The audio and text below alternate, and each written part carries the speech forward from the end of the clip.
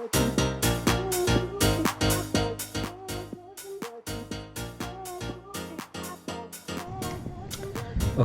terima kasih buat teman-teman yang sudah selalu setia mengikuti channel YouTube-nya Brother Indonesia. Jangan lupa subscribe dan klik lonceng. Nah, kali ini saya akan berbagi video tutorial berikutnya tentang dokumen scanner. Kalau di video-video tutorial sebelumnya kita berbicara tentang PITADS, yaitu printer label dari Brother, kali ini tentang dokumen scanner. Oke, nah saya harap di era pandemi ini solusi video tutorial dari kami ini mampu menjawab beberapa pertanyaan-pertanyaan dari teman-teman. Bagaimana sih cara menggunakan dokumen scanner dan bagaimana cara memanfaatkan beberapa fitur-fitur yang terdapat di dokumen scanner punya Brother. Dan kemana-mana tetap terus bersama YouTube-nya Brother Indonesia. Oke, kita lanjut akan membahas tentang ADS 2400N instalasi USB di Windows. Berarti kita langsung saja buka ke Google Chrome. Nah, di layar teman-teman bisa melihat seperti ini wujudnya ADS 2400N. Dia punya banyak tombol ya, ada 3 tombol, dan tombol-tombol itu dapat berfungsi jika terkoneksi dengan jaringan. Nah, ini sudah terbuka, supportofbrother.com, kita akan klik downloads. Terus kemudian kita akan pilih ADS dokumen scanner.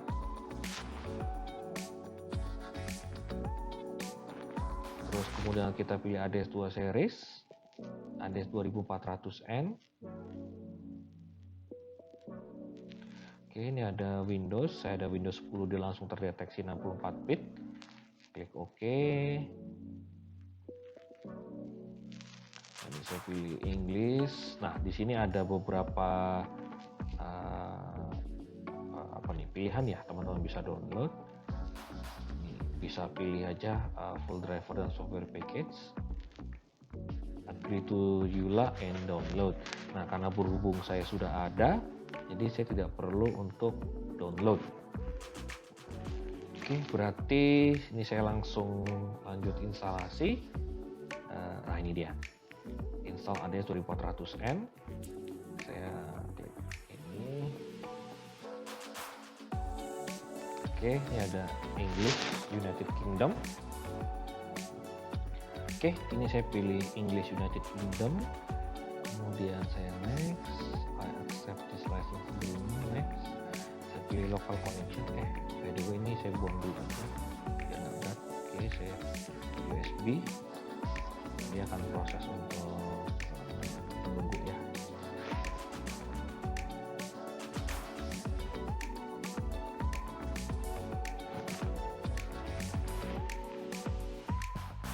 Kita tunggu, harusnya tidak lama ya, ini tergantung dari spesifikasi PC-nya.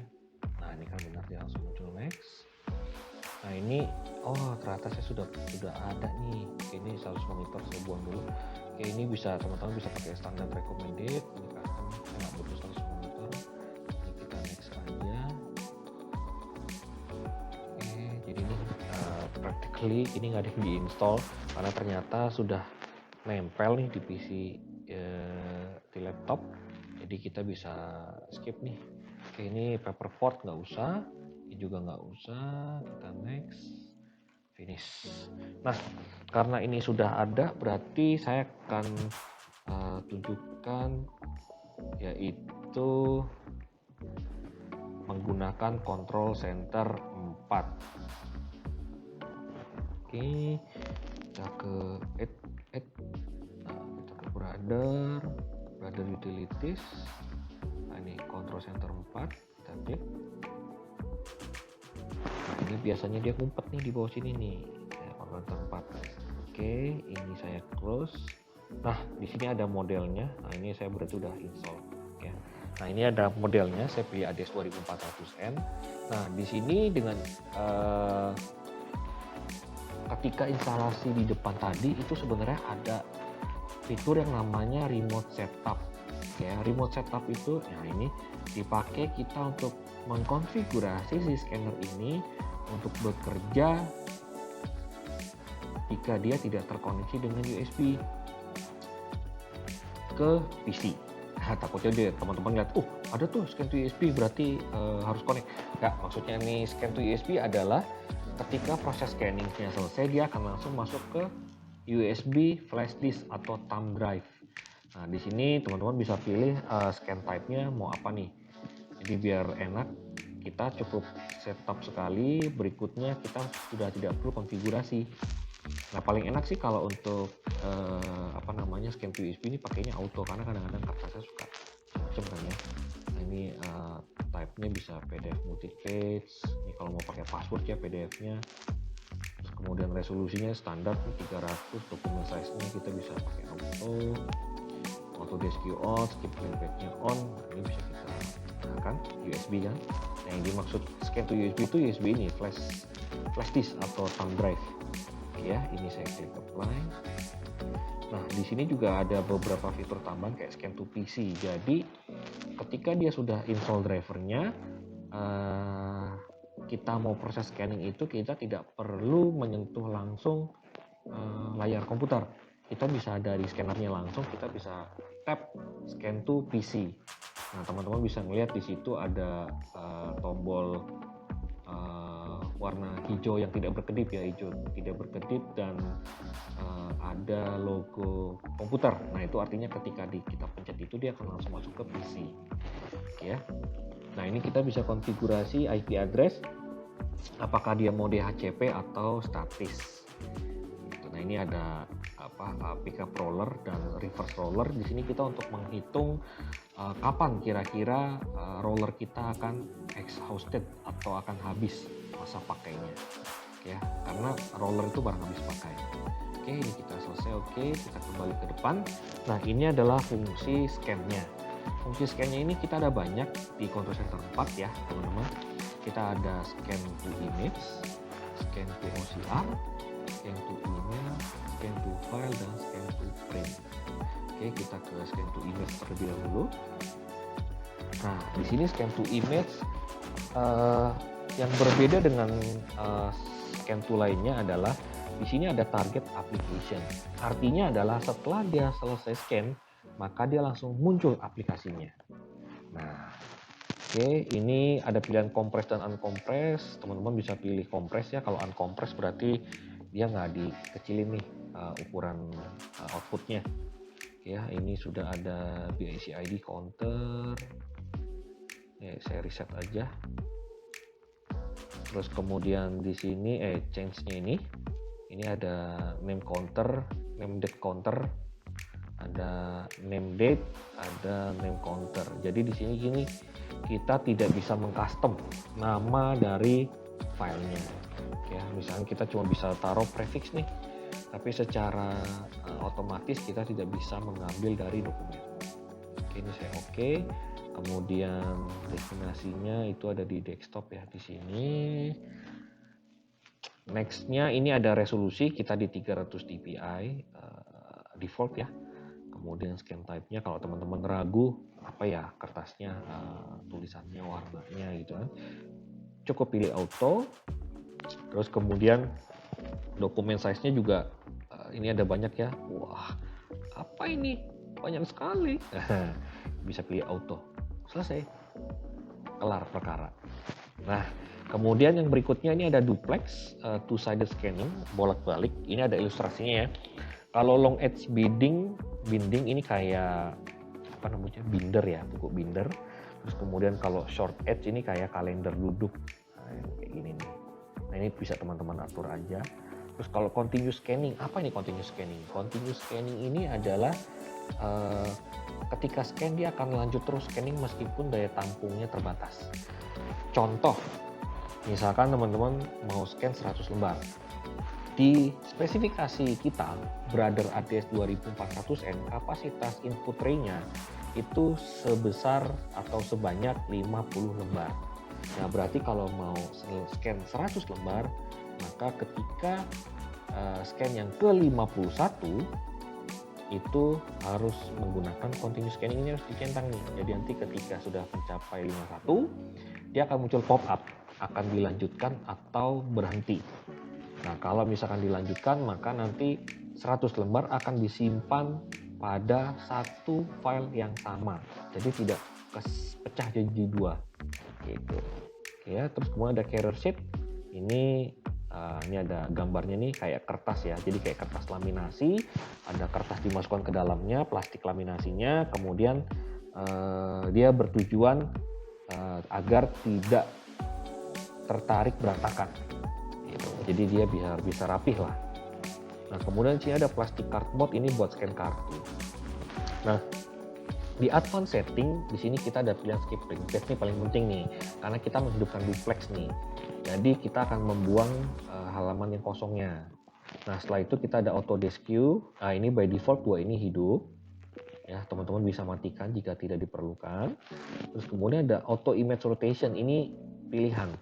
Jadi fungsinya adalah dia memutarkan atau mereposisi posisi sebenarnya ketika dia telah selesai di scan. Misalkan ketika di scan dia posisi kertasnya landscape bukan portrait, maka nanti kalau ini dicentang, kita kasih tanda seperti ini, maka hasilnya dia jadi landscape, tidak portrait seperti teman-teman lainnya. Kemudian multi fit detection, ini tujuannya adalah untuk mencegah si scanner ini menarik kertas lebih dari satu. Ya dong, ketika teman-teman melakukan proses scanning, teman-teman tidak mengharapkan dokumennya ini ketarik semua. Nah, contoh ada 5 lembar. 5 lembar berarti harusnya outputnya 5 dong. Ya. Nah, tapi jika tidak pakai multi fit detection, 5 lembarnya akan terbaca 1. Jadi ketarik semua. Nah, ini jadi fitur pencegahan. Jadi biar hasilnya lebih optimum. Ya, terus kemudian ada display scanning result. Nah, ini teman-teman boleh pakai ya. Jadi tujuannya setelah selesai dia akan muncul pop up. Nah, dia akan memberitahu apa saja yang sudah di scan. Oke. Ini oke. Kemudian kita akan langsung scan-nya. Ini saya pakai TIFF ya. Saya pakai TIFF. Saya masukkan dokumennya. Ini.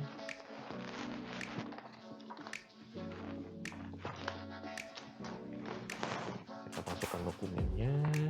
Ini saya ada beberapa kertas ya, kombinasi. Oke. Sekarang kita tes scan.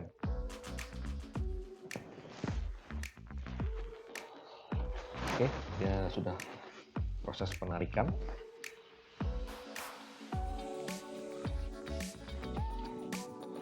Ya, dia sudah selesai proses scanningnya. Ini kita tunggu.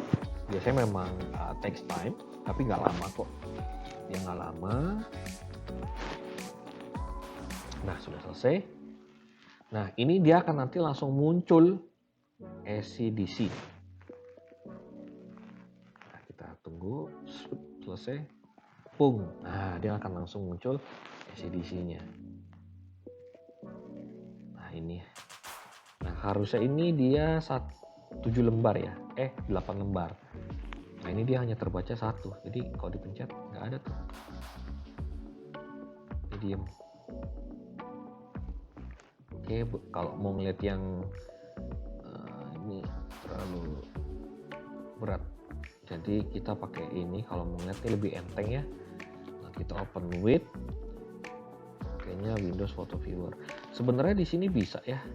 Di sini nih image. Nah, ini ada Windows Photo Viewer. Tapi tadi sebelum saya mulai capture ya, saya sempat tes dulu. Ini Photo Viewernya bermasalah. Jadi ketika selesai dia nggak mau jalan nih, error. Kayaknya ada masalah di PC. Jadi ya udahlah, skip. Nah, ini teman-teman bisa lihat di sini ada 9 nih, ada 9 halaman. Nah, halaman kosongnya sudah terbuang nih. Jadi kita udah nggak perlu repot-repot. Ini yang ada aplikasi langsung terbuka. Oke ya. Nah, berikutnya kita akan scan to OCR. Nah, scan to OCR ini cukup menarik karena scan to OCR ini dia bisa mencari nama konteks dari isi teksnya. Ya, ini saya sudah masukkan kertasnya. Nah, saya kebetulan brosurnya bahasa Inggris, ada brosur. Nah, ini saya pakai searchable PDF multipage. Kemudian OCR-nya ini Inggris ya, karena emang bahasa Inggris ya. Terus kemudian target aplikasinya saya ke PDF. Kemudian ini counternya saya reset. Nah, ini sudah default ya, jadi nggak perlu di lagi. Oke, ini berarti saya langsung klik scan.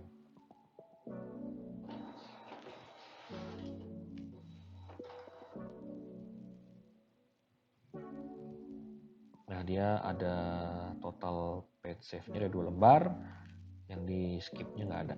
Oke, nah dia akan langsung muncul nih worksheet PDF. Nah, ini sudah muncul. Nah, ini kalau misalkan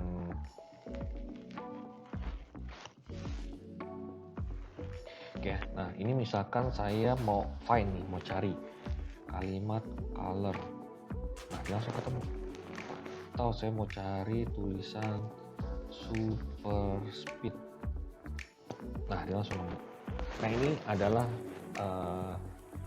pemanfaatan OCR di PDF searchable. Jadi kita bisa mencari sebuah dokumen. Nah, sedangkan di sini sendiri scan to OCR ini cukup banyak ya. Jadi kalau misalkan teman-teman ingin merubah ke Excel, dia juga bisa.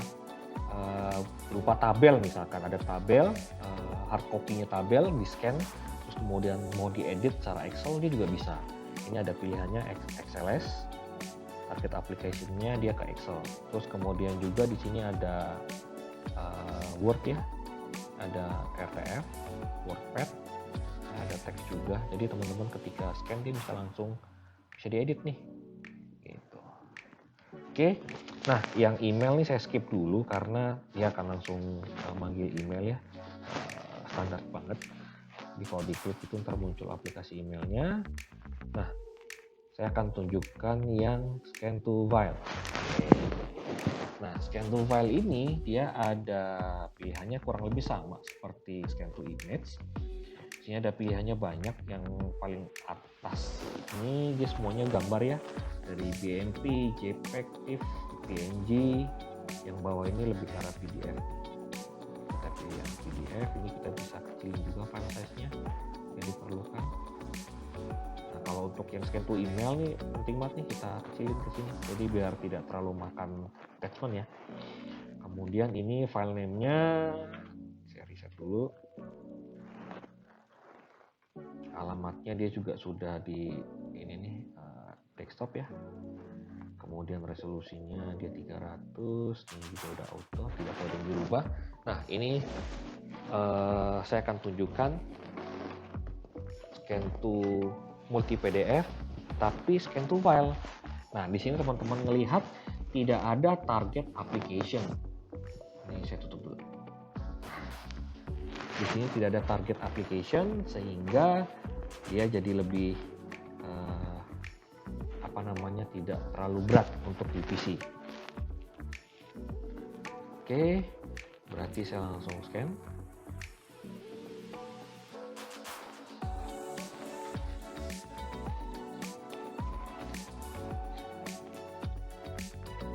Oke, tidak ada yang dibuang.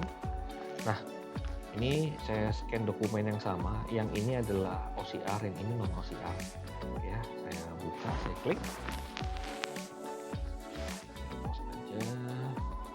Nah, ini dengan output yang sama ketika saya klik search find color, dia tidak ketemu. Ya, ini PDF-nya tidak searchable. Ya, karena tidak ada OCR yang untuk proses deteksi huruf. Ya, sekarang kalau saya menggunakan yang ini, yang PDF OCR, nah, ya, saya search color. Nah, dia ketemu nih color.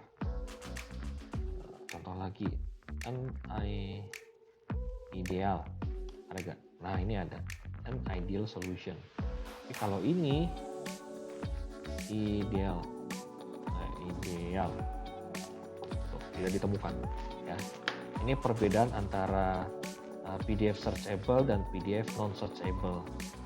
Ya, jadi ini akan sangat menolong sekali buat teman-teman yang misalkan di back office nih mau mencari konten di dalam PDF. Oke, ini kita menggunakan control center 4. Berikutnya kita akan menggunakan Brother, iPrint, and Scan.